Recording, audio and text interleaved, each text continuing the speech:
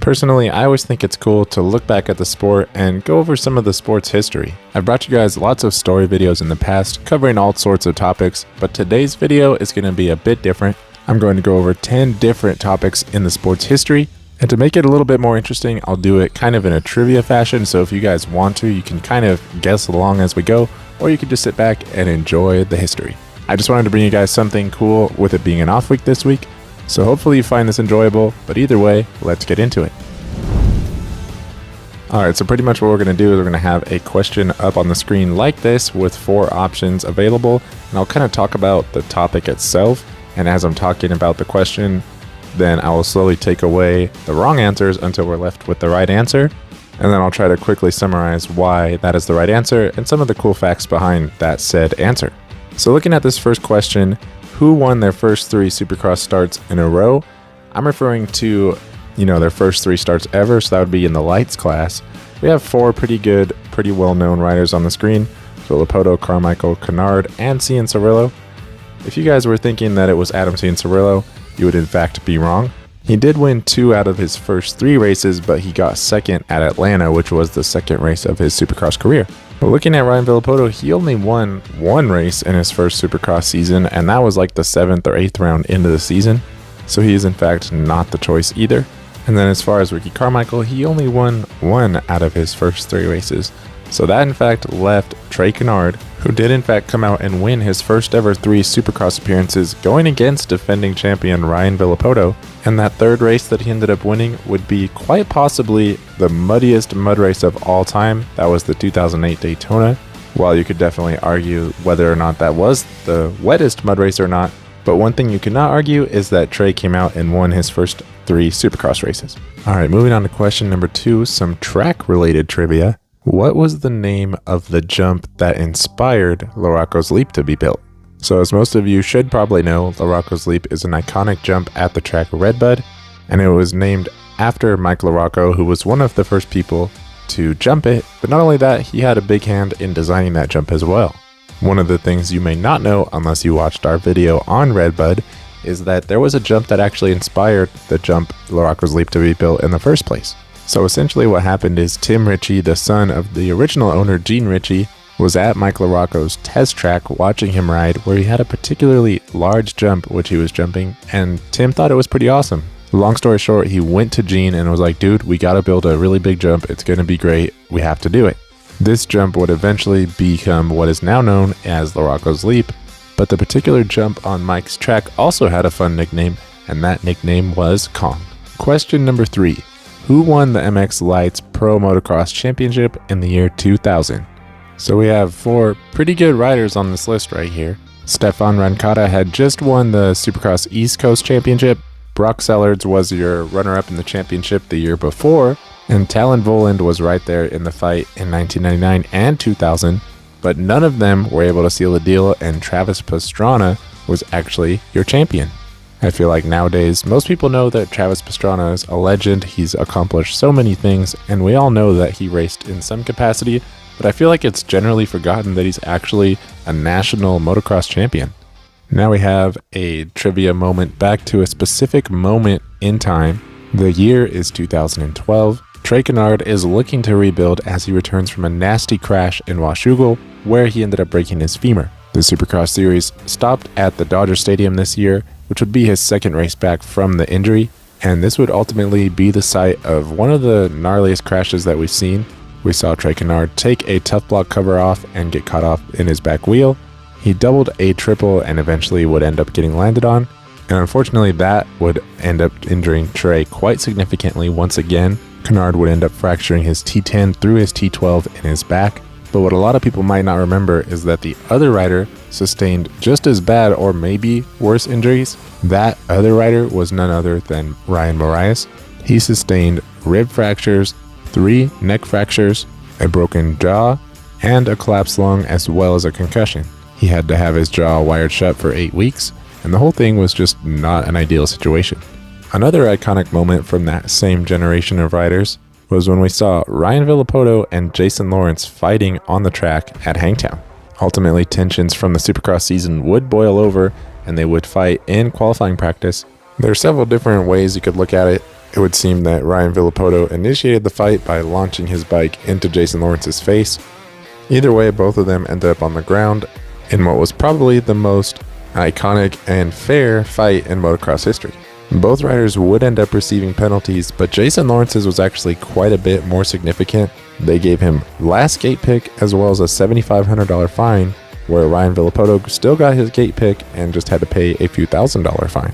Moving on to some rider-specific history, Austin Forkner has had a very up and down career. We've seen him have great success, and we've also seen him be injured many times. Up until this last Supercross season in 2025, he had yet to complete a full season of Supercross healthy.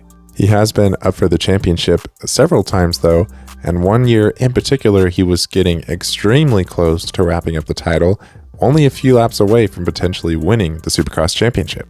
Unfortunately, that would not end up working out, as he did end up crashing out with a few laps to go and getting severely injured. This year is not to be confused with the year 2019, where he went on an absolute dominant tear, winning every single race and getting an absolutely massive points gap out on Chase Sexton up until he tore his ACL, missed one round, then returned at the next round to try to hold on to what was left of his points lead. Since there was only 2 rounds left, it was actually obtainable, especially because he was able to fight forward in the main event, passing Chase Sexton and moving towards the lead. Unfortunately, he would end up overjumping a jump, and that would end up completely destroying his knee and ending his championship hopes a couple of rounds early. But the next year, he was going against Dylan Ferrandis, and Ferrandis had a particularly bad heat race where he was unable to transfer, so he had to come through the LCQ. He had very bad lane choice for the main event, and he was buried deep in the pack.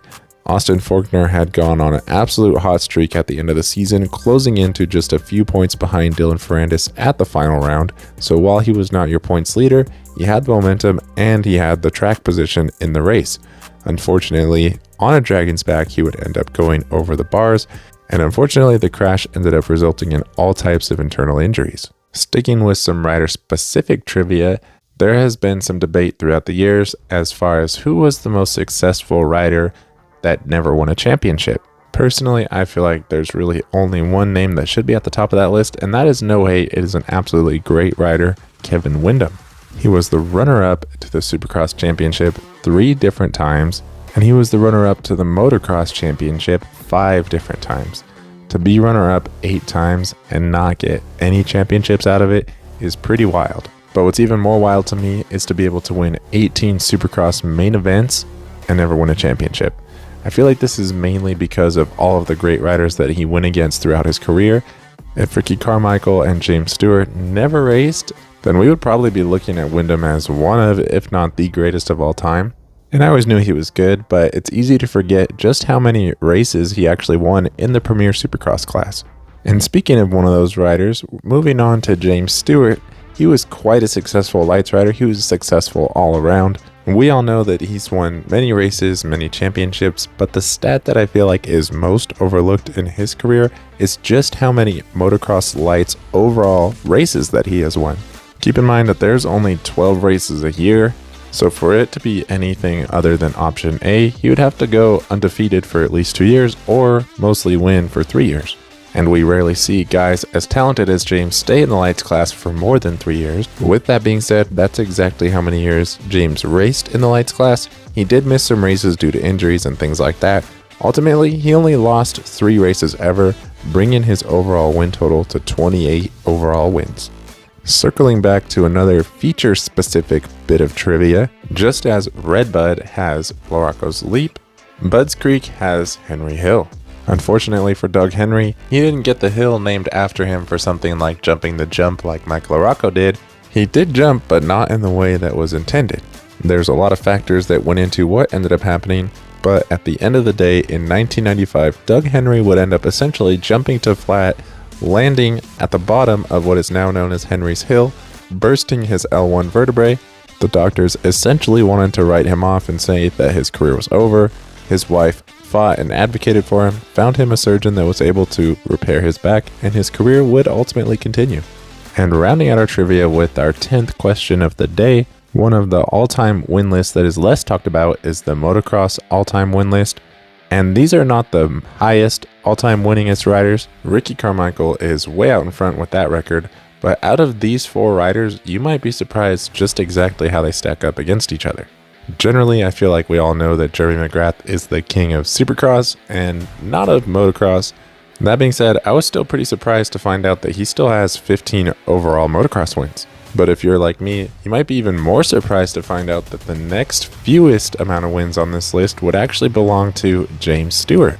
He only has 20 overall motocross wins, significantly less than his lights total. If you remember back to our earlier question, he had 28 in the lights class. If you combine that with the fact that he did have that perfect season in 2008, winning 12 overalls, that number does seem significantly low. So coming down between Ken Roczen and Ryan Dungey, I feel like most people probably know the answer to this. What I feel like is surprising more than anything is just how big the gap is between Ryan Dungey and Ken Roczen. Ken Roczen just edged out James Stewart with 21 overall wins. Technically, Ken Roczen is still active, so maybe he can improve on that number, but he's not going to catch Ryan Dungey. Dungey is second all-time with 39 pro motocross overall wins. So I thought that was pretty cool and worth mentioning. I wanted to bring you guys something a little bit different to help us get through this off week. I've never really done a video like this, so if you guys enjoyed it, definitely let me know down in the comments below. It was challenging to find questions that were based off of old statistics and not using current riders, so that way they would still be accurate in the future. Hopefully you guys enjoyed it. Hopefully you learned something new. Thank you guys for watching, and I will see you in the next video.